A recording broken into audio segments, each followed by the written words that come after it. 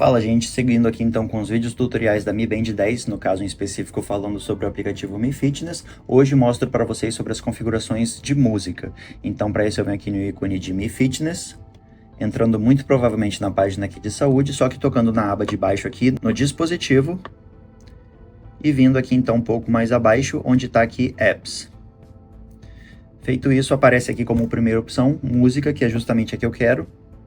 E tem aqui controlar a reprodução do telefone a partir do dispositivo, caso, por exemplo, você esteja aí num treino e queira controlar a música via Bluetooth, a partir aí da sua Mi Band 10.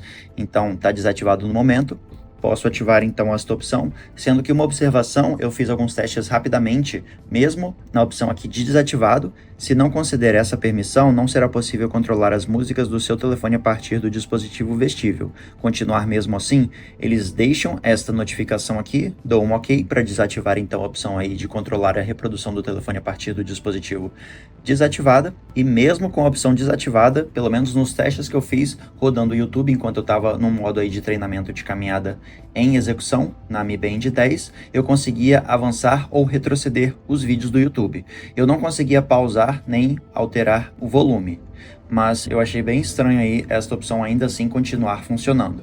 Enfim, só um parênteses mesmo, que de alguma forma eu espero poder ajudar vocês com a opção aí de configurações de música. Bom, pessoal, se de alguma forma então este vídeo tiver ajudado vocês, deixe o joinha, inscreva-se no canal lembrando de ativar a notificação e compartilhe. Valeu!